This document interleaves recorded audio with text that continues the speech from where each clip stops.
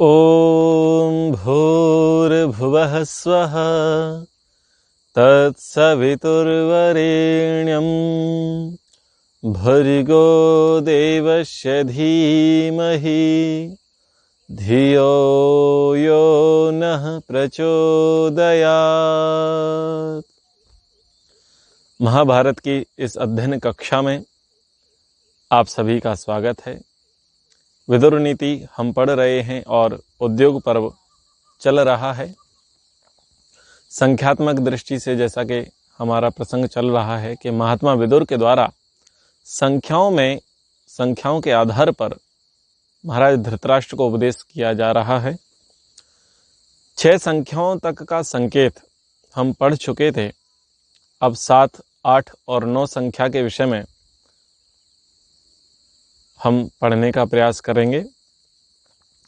तो किन 7 दोषों को राजा को छोड़ देना चाहिए, क्योंकि उन 7 दोषों में से कोई एक भी दोष यदि राजा को लग गया तो राजा चाहे कितना ही दृढ़ हो, चाहे कितना ही संकल्पबद्ध हो, वो नष्ट हो जाएगा।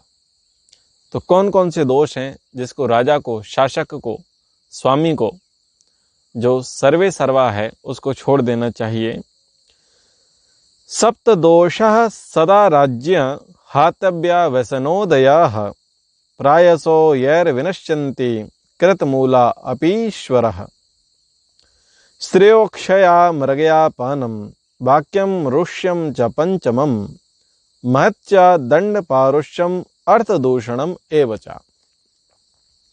उन्नति प्रगति चाहने वाले शासक, जो वरिष्ठ व्यक्ति हैं, जो बहुतों का प्रतिनिधित्व करते हैं, उनको इन 7 दोषों से दूर रहना चाहिए।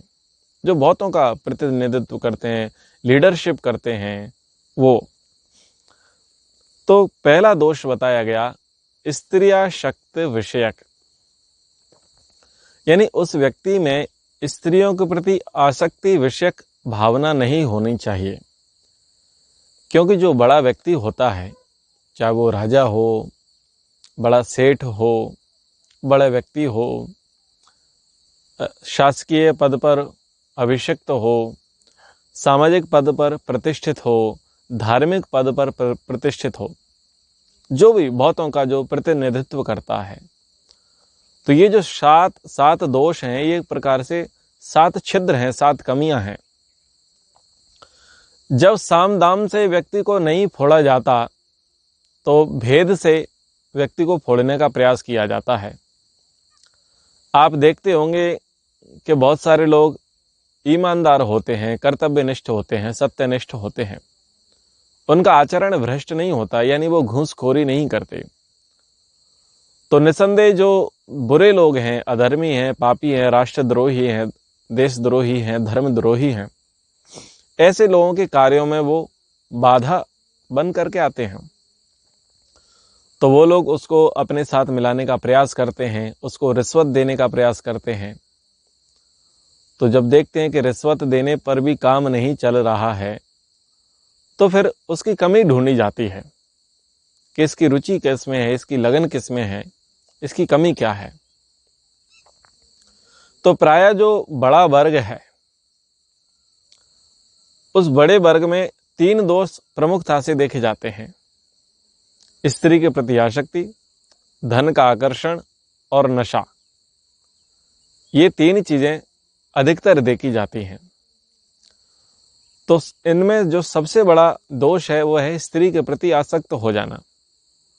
तो यदि कोई ईमानदार व्यक्ति है, अपनी ड्यूटी ठीक करता है, करप्ट नहीं है, लेकिन वो स्त्री के प्रति उसकी आसक्ति है, और ये छिद्र, ये कमी यदि विपक्ष को, विरोधियों को पता चल गया,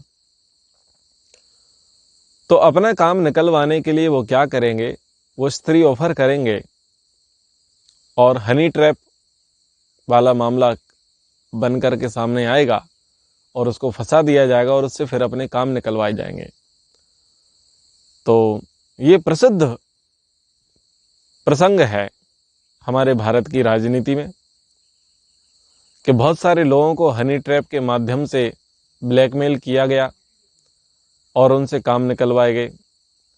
बाद में वो एक्सपोज हुए और बहुतों को जेल हुई और बहुतों ने सुसाइड कर ली।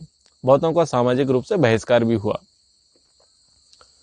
लेकिन वो अपने जीवन में बहुत अच्छा काम कर रहे थे, बस कुछ दोष ऐसे निकल कर के आ गए जो विपक्ष को पता चल गए और विपक्ष ने उस दोष का अवसर उठाया और व्यक्ति को फंसा दिया। तो स्त्री विषयक जो क्षेत्र है उसमें व्यक्ति को आसक्त नहीं होना चाहिए, खासतौर से वो जो लीडरशिप कर रहा है। तो इसके लिए उदाहरण देने की ज़रूरत नहीं है। आप आए दिन टीवी में, न्यूज़पेपर्स में ये सुनते ही रहते हैं कि कहाँ कहाँ पर कैसे कैसे हुआ और एक बहुत बड़ा व्यक्ति एक्सपोज हो गया। दूसरा है जुआ खेलना। यदि हम महाभारत के अंतर्गत ही देखें स्त्री शक्ति के विषय में, तो शांतनु इसका उदाहरण है। शांतनु के पुत्र विचित्रवीर इसके उदाहरण हैं। उनसे पूर्व महाराज दुष्यंत इसके उदाहरण हैं। फिर पांडु इसके उदाहरण हैं। कीचक इसका उदाहरण है। और भी बहुत सारे लोग हैं जो ऐसे उदाहरण बने और जिनका प्राणांत हुआ कारण स्त्री के प्रति आसक्ति। दूसरा जुआ खेलना यानी दाव लगाना, बेट लगाना, ये बहुत बड़ा दोष होता है। इस दोष से बचना चाहिए। और महाभारत की कहानी तो एक प्रकार से जुए की ही है, तो वो किसी भी राजा में इस प्रकार का दोष नहीं होना चाहिए। शिकार खेलना, मृगया खेलना, आखेट करना, शिकार करना, ये अच्छा नहीं है, अच्छा नहीं माना जाता। क्योंकि कभी कभी हम शिकार करने के लिए जाते हैं और खुद ही शिकार हो जाते हैं, तो वो अच्छी स्थिति नहीं है। तो महाभारत एक ऐसा अद्भुत ग्रंथ है जिसमें विधि परक और निषेध परक बहुत सारे प्रसंगों को कहा गया है, जहाँ दोष बताए गए हैं, हानियाँ बताई गई हैं, लाभ बताए गए हैं, गुण बताए गए हैं। तो जैसे इसमें कहा कि स्त्रियाशक्त नहीं होना चाहिए, तो स्त्रियाशक्त होने वालों के दुष्परिणाम भी इसी महाभारत से हमें मिल जाते हैं। जैसे इसमें कहा कि व्यक्ति को जुआ नहीं खेलना चाहिए, तो जुए खेलने के दुष्परिणाम भी इस महाभारत में मिल जाते हैं। जैसे कहा कि शिकार नहीं खेलना चाहिए, तो शिकार खेलने के भी दुष्परिणाम हमको महाभारत से ही मिल जाते हैं। एक रोचक कहानी महाभारत में शिकार के प्रसंग में आई है, और वो संभवतः इस महाभारत में नहीं है। जो मार्केट में 1,00,000 श्लोक का महाभारत चलता है उसके अंतर्गत वो कहानी है, और भागवत पुराण में वो विस्तार से है। कहानी है जन्मेजय के पिता परीक्षित की। परीक्षित मृगया खेलने के लिए, शिकार खेलने के लिए वन में जाते हैं, और वन में जाते हैं तो समय अधिक व्यतीत हो जाता है, और उनके जो सेवक सहायक सैनिक हैं वो उनसे पृथक हो जाते हैं, छूट जाते हैं, और राजा ये मार्ग भटक जाते हैं। प्रचंड गर्मी का समय रहता है और भूख प्यास इनको लग आती है। तो ऐसे में ये बहुत दुखी होते हैं और ढूंढते ढूंढते, खोजते खोजते, जल की खोज में, अन्न की खोज में एक कुटिया, एक आश्रम में पहुंच जाते हैं, जहाँ पर एक ऋषि उपासना कर रहे होते हैं। और चूंकि गर्मी थी, भूख प्यास लगी थी, एक राजा को ये भाव रहता है कि हर जगह लोग मुझे सैल्यूट करें, सलाम करें, मुझे नमस्ते करें, मुझे प्रणाम करें, मेरी जय जयकार करें। लेकिन उस निर्जन वन में तो उसको पूछने वाला कोई न था। तो तितिक्षा का पालन वहाँ नहीं था उसके अंदर, और उसकी जो कामना थी, कामनाओं की पूर्ति नहीं हो रही थी। क्रोध आ गया। तो ऋषि के कुटिया में जब गया तो ऋषि के साथ दुर्व्यवहार कर दिया। जैसा कि वहाँ पर बताया जाता है कि वो सांप को, मरे हुए सांप को उस ऋषि के गले में डाल देता है। जैसा भी है, वो एक प्रसंग ये बताने का प्रयास किया कि व्यक्ति अपने विवेक को ना खोवे और कुछ ऐसा कार्य ना करे जो पछताना पड़ जाए। तो वैसा प्रसंग वहाँ पर है, लेकिन वो क्यों हुआ? वो शिकार की वजह से हुआ। यदि ना वो शिकार खेलने आता और ना वो भटकता और ना वो ऐसे व्यवहार को प्राप्त होता और ना फिर परिणाम स्वरूप मृत्यु का ग्रास बनता। खैर, वो एक लंबा प्रसंग है। तो शिकार खेलना। चौथा है मद्यपान। शराब पीना शास्त्रों में निंदित कहा गया है, नीति शास्त्रों में उसको अच्छा नहीं माना गया है। तो जो तमोगुणी प्रकृति के लोग रहे, जो तमोगुण प्रकृति के लोग रहे, जो सात्विक नहीं रहे, जो अधम श्रेणी के लोग रहे, उनमें मद्यपान चलता रहा। तो उस मद्यपान से, उस नशे से बहुत सारे बिगाड़ होते हैं। तो उसके लिए यहाँ पर राजा को सचेत किया गया, बड़े व्यक्ति को सचेत किया गया कि आप ऐसा ना करें। तो जैसे कि हनी ट्रैप वाला प्रसंग मैंने लिया, तो ऐसे ही शराब पर भी एक बड़ी आसक्ति होती है। जो व्यक्ति पैसे से काम नहीं करता, जो व्यक्ति स्त्री के ऑफर पर काम नहीं करता, वो व्यक्ति दारू की बोतल से काम कर देता है। यानी शराब उसको प्रिय होती है और फिर वो ऐसे काम कर बैठता है जो काम उसे नहीं करने चाहिए। तो ऐसे प्रसंग भी आप लोग खूब जानते हैं। वाणी की कठोरता किसी भी राजा को, किसी भी शासक को, किसी भी लीडर को व्यवहार करते समय कठोरता से बचना चाहिए। ऐसे शब्दों का प्रयोग नहीं करना चाहिए जो दूसरे के मन को भेद देने वाले हों, चुभने वाले हों। धनानंद एक ऐसा राजा हुआ जो बहुत कठोर व्यवहार करता था, और जिस कठोर व्यवहार का प्रत्युत्तर देने वाला कोई हुआ तो आचार्य चाणक्य हुए, और बाद में उसको राज्य से निष्कासित किया गया। यदि वो वाणी से और चारित्रिक रूप से अच्छा होता तो संभवतः उस समय ऐसी क्रांति ना आई होती। खैर, ये भी इतिहास का विषय है और आप लोग इस प्रसंग को भी खूब सुने हैं। अत्यंत कठोर दंड देना। एक होता है कि जिस व्यक्ति ने जितना कर्म किया, उस कर्म का जैसा उसको फल मिलना चाहिए वैसा फल ना दे करके उस फल की अति कर देना। यानी किसी ने पाप रूप कर्म किया तो पाप रूप कर्म का जो दंड है, जो विधान है, जितनी मात्रा, जितनी प्रतिशत में उसको मिलना चाहिए, उसको उतनी मात्रा, उतनी प्रतिशत में ना मिलते हुए उसका प्रतिशत बढ़ा दिया जाए। यानी जघन्य, भीवत्स, घृणित रूप से उसको दंड दे दिया जाए क्रूरता पूर्वक, तो वो अच्छा नहीं होता। उसके परिणाम हमेशा बुरे होते हैं और विद्रोह वाली स्थिति उत्पन्न हो जाती है। धन का दुरुपयोग करना। राजा राष्ट्र की संपत्ति होता है। राजा राष्ट्र का संरक्षक होता है। राजा राष्ट्र का अधिपति होता है। राजा राष्ट्र का स्वामी होता है। राजा राष्ट्र का सेवक होता है। तो बहुत सारे दायित्व उसके ऊपर होते हैं। उसका ये अर्थ नहीं है कि भाई इस सब का मालिक मैं हूँ तो मैं धन का जैसे चाहूँ वैसे प्रयोग करूँ। तो ऐसे राजा को धन का दुरुपयोग नहीं करना चाहिए।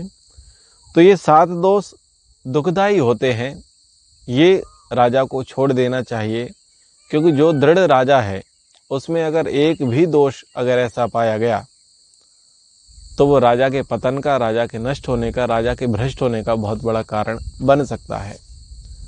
अगर इन सब प्रसंगों को हम भारतीय राजनीति में लगाएं तो सारे के सारे प्रसंग भारतीय राजनीति में लग जाते हैं। अगर पिछले अधिक नहीं तो 20 साल के घटनाक्रम को देखें, कालखंड को देखें, तो ये 7 दोष हैं। आपको बहुत सारे प्रधानमंत्रियों में, बहुत सारे मुख्यमंत्रियों में, बहुत सारे एमएलए में, बहुत सारे लोगों में आपको मिल जाएंगे, और उसके दुष्परिणाम उन्होंने भुगते और हम सब उसके साक्षी हैं। तो समाज में भी हम देख रहे हैं कि बुरे कर्म का परिणाम बुरा हो रहा है। पुराणों में भी हम पढ़ रहे हैं कि बुरे कर्म का परिणाम बुरा होता है। वेद में भी कहा है कि बुरे कर्म का परिणाम बुरा होता है। मनुस्मृति में भी कहा है। यहाँ महाभारत तो प्रत्यक्ष उदाहरण भी दे रहा है और संकेत भी कर रहा है। तो इन सब का तात्पर्य यह है कि हम समझ जाएं, हम संभल जाएं। अभी जहाँ तक जितने आगे तक बढ़ चुके हैं वहीं पर हम अपने कदम रोक दें, क्योंकि जब राजे महाराजे बड़े बड़े लोग नहीं बचे तो एक साधारण मनुष्य की क्या हैसियत है? क्या वो बच सकता है? निसंदेह सब कुछ जानते हुए भी व्यक्ति यदि कर रहा है तो उसको ऐसा लगता है कि मैं पकड़ा नहीं जाऊंगा, मैं बच जाऊंगा। वो अपने आप को बहुत होशियार, अपने आप को बहुत बड़ा चालाक समझता है। लेकिन विचार करना चाहिए कि हे साधारण मनुष्य, तू जितना होशियार और चालाक बनता है तो क्या जो प्रधान था, जो मंत्री था, जो विधायक था, जो एमएलए था, जो सांसद था, जो पार्षद थे और भी जो बड़े बड़े लोग थे, तो क्या वो सजग नहीं थे? वो सावधान नहीं थे?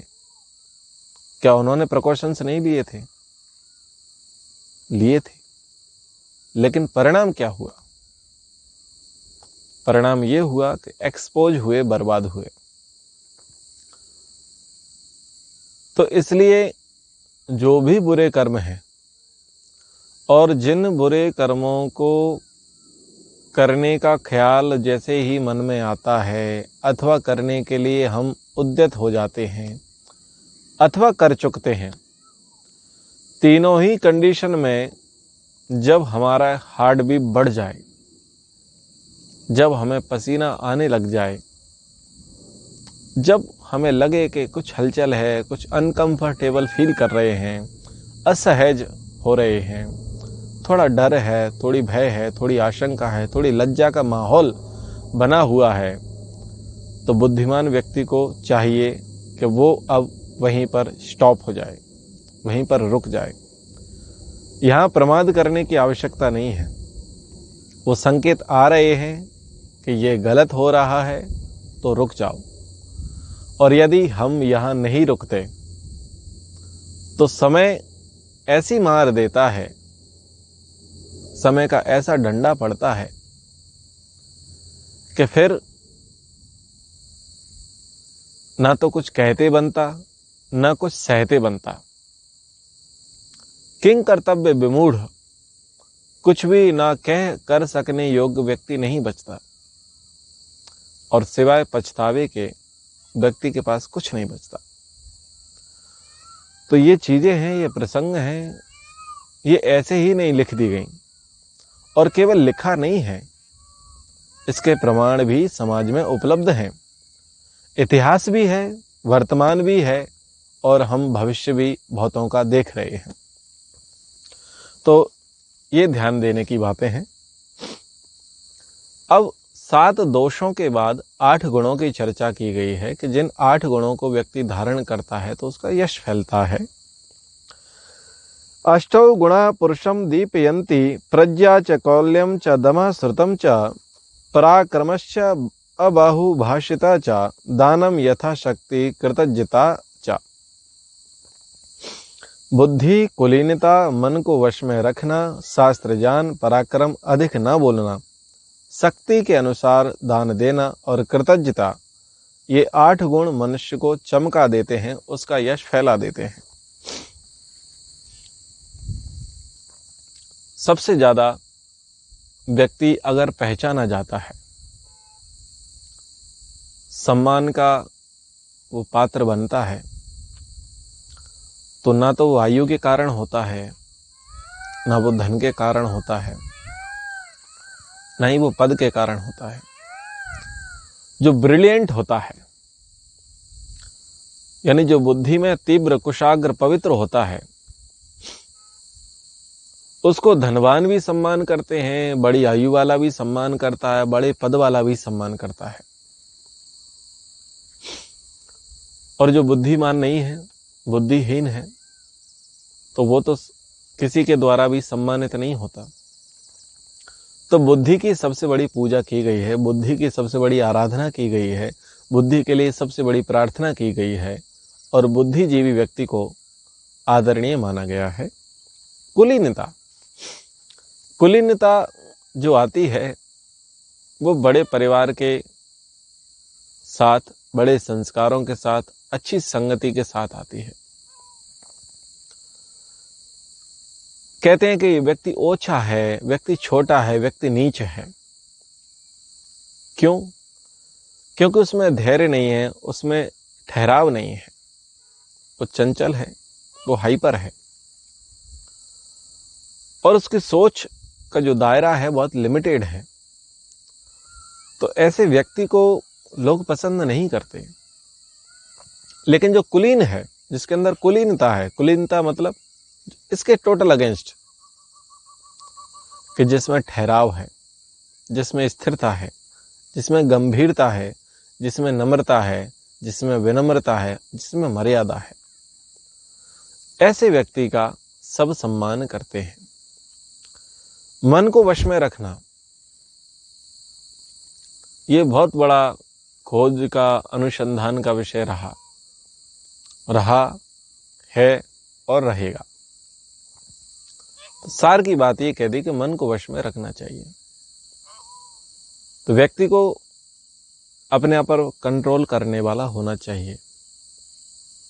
तो मन की एकाग्रता के विषय में, मन को मनोनियंत्रण के विषय में जब कोई विशेष प्रसंग आएंगे तो हम उन पर चर्चा करेंगे। शास्त्र ज्ञान,